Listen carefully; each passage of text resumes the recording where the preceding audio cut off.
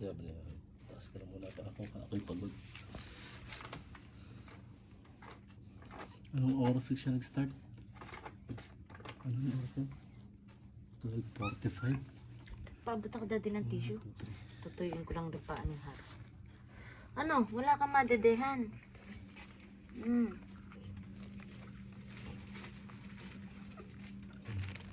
Laban mo naman. Ay, yung tadya ka na rin isa.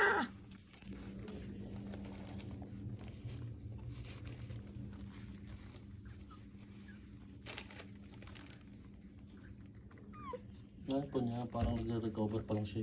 Parang ganun yung ano niya. Hindi, naghahanap nga siya. Hindi niya lang